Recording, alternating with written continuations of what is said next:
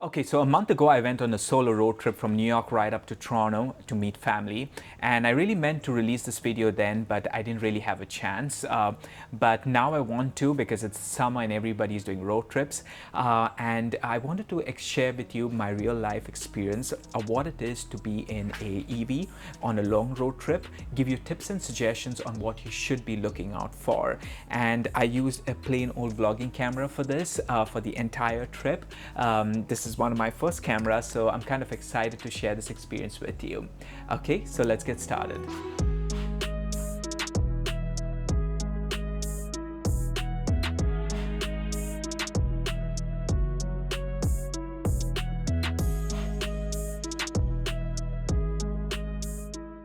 Okay, so I started my journey at 4 a.m. in the morning. I charged my Tesla to full capacity, which is 276 miles. This is a performance version, by the way. After a year, my battery capacity has depleted by 28 miles, which is kind of disappointing even though I do not charge my car for more than 80% every day, which is what Tesla recommends. After setting my destination, Tesla shows me that I have to charge at 3 superchargers with the exact time of how long each charge will take. Doing a quick calculation means that I would have to wait for 65 minutes to cover 600 miles. Not bad given that you actually spend that much time at pit stops anyway. Now, of course, this is an estimate that can change over time. It really all depends on how efficient you are with driving, what the outside temperature is, wind direction is, which I'll get to in a bit. But in my experience, it doesn't differ too much. On road trips, I try to stay below 70 miles to be efficient, and I keep the inside temperature at what is most comfortable to me. I don't compromise there. To be honest, you're never going to have an issue with the Tesla supercharging network. It's so good that you'll always find a supercharger. Now, in my experience, I've driven so much. I've gone from New York to Florida Keys to Cape Breton in Nova Scotia, Montreal, Ottawa, Toronto. You get the trend. I like traveling to Canada, and I've never really had an issue where, I have just 10 miles left and I'm really scrounging for that extra mile to reach a supercharging station. So yeah, don't worry. When I get to Toronto, my battery will be 13%. My suggestion here is to always know the distance to the nearest supercharger once you arrive. Personally, I prefer to charge a few extra miles before I reach my destination, even if Tesla does not indicate it is necessary. I'm going to now set up my trip so that I can keep track of the miles covered and the range efficiency throughout the trip. So basically, when you have an electric car, you have to plan ahead. And planning is not really a bad thing, isn't it?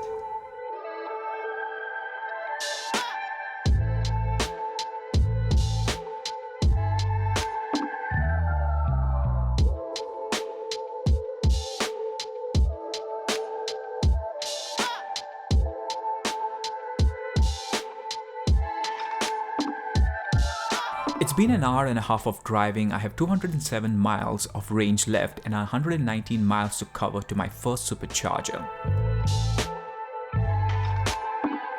It's 7:15 a.m. and I'm reaching my first supercharger with a state of charge of 11%, which is 29 miles.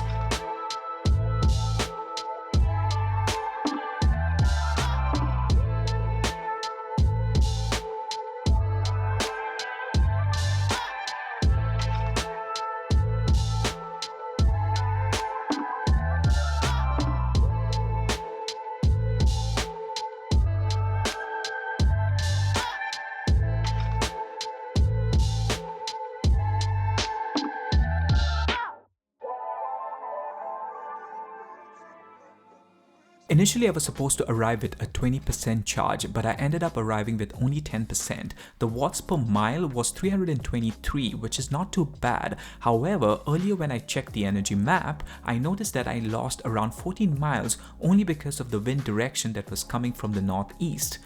Now, to counter such situations, I usually try to charge a few extra miles just to give me that buffer. Now, here's another suggestion. I always recommend to check for additional supercharging stations along the way as a backup. Fortunately, in this case, there is a supercharger midway to the next supercharging station. So even as a best practice, when I try to charge a few extra miles, in this case, I will not have to because I'll always know that there is another supercharger on the way. Sometimes Tesla superchargers behave strange. This is a V3 supercharger that can produce up to 250 kilowatts of charging power, but I'm only getting 77 kilowatts even though I'm the only one here. I recommend moving to another charging slot as this sometimes has made a difference to me. However, for some reason on that day, it didn't really help to improve the charging speed whatsoever. I don't know why.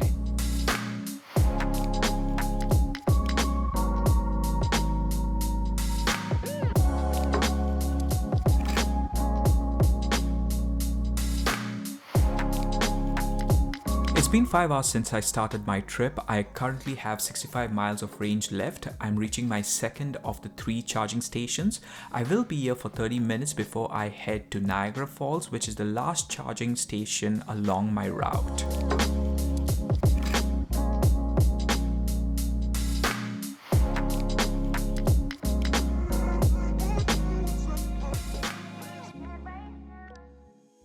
By the way, do you see this station that's away from the others?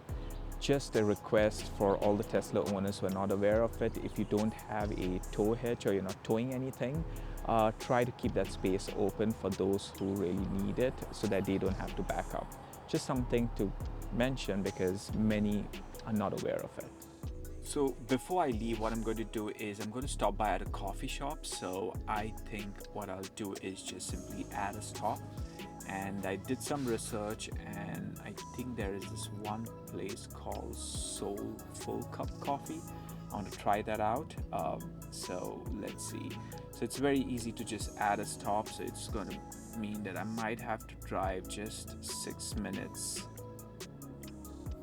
back and then go forward. Not too bad.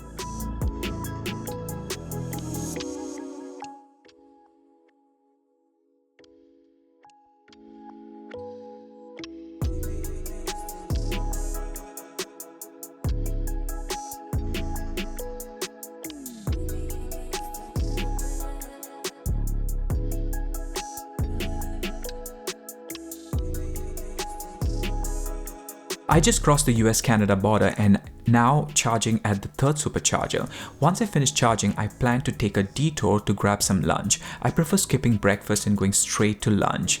Just in case you're wondering why I skipped breakfast. Now, although superchargers are strategically placed in areas where you'll find plenty of food, I just choose to be a little picky with food. That's just me. Since I'm at Niagara, I am also going to see the Niagara Falls from the Canada side, which I've never done before. This added another supercharging stop, which I was planning to make anyways closer to my destination to top up my battery before the end of the day. What this means is I reach my destination later than planned. But I wasn't in a hurry anyways. By the way, since I feature a lot of accessories on this channel, I thought I should show you some of them that were really helpful during this road trip so far. These include an under-screen storage box that's perfect for keeping my belongings easily accessible, a docking station that helped me keep my camera equipment, MacBook and AirPods charged, an under-seat tray where I kept my shoes, a pocket organizer that kept the content from moving around, a wireless phone charger that's perfect for when I need to use Google Maps occasionally, a silicone tray that sits just behind the center console and holds extra water bottles that I can easily reach out to. And I drink a lot of water, by the way. And my favorite, a portable laptop tray that I use to edit an entire video which I released a week later after this trip. And the dashboard screen behind the wheel, which was so useful for seeing all the useful information right there instead of having to look into a larger screen. Here's an example. So say for example you're charging at a supercharger and you're watching Netflix or YouTube and you want to keep a quick glance on what the battery percentage is, and that dashboard screen really helped me there. It's not a big deal, but that's just one of the examples how it really helps you at a road trip, during a road trip. Yeah.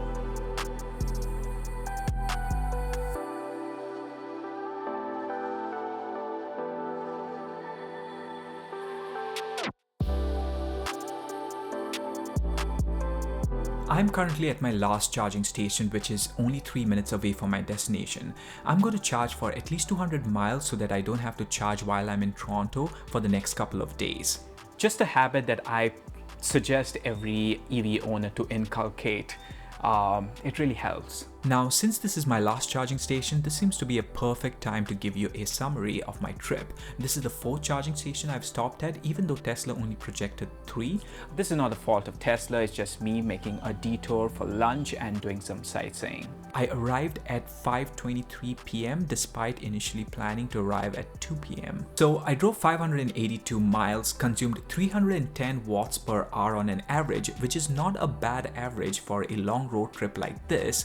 And this is also considering that I have aftermarket wheels, which are efficient, by the way. One of my viewers asked me this question, how the range projection is between charging stations. Is it accurate with these wheels? And my answer to that is more or less the same. Now I say that because it's not always the wheels, but it also has a lot to do with your driving habits, the wind direction, the temperature outside, inside the car. It all matters. You're never going to get that accurate result. It's just going to be off by 5-10%. And that's fine. Like I said, always make sure that you are seeing how many charging stations are there around you as a backup. It really helps. But like I said, Tesla supercharging network is amazing.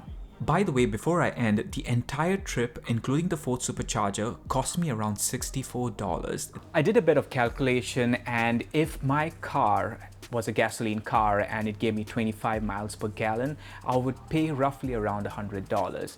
And this is because $60, $100 difference, it's not much, but I mean, it is much, but the electric supercharger is still expensive.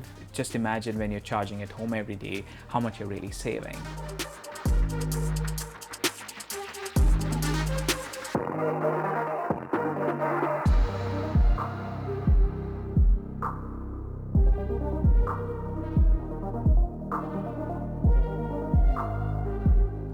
I hope you enjoyed this mini tour road trip from New York to Toronto. If you did, make sure to check this video out where I recently released a video on my 19-inch wheel setup.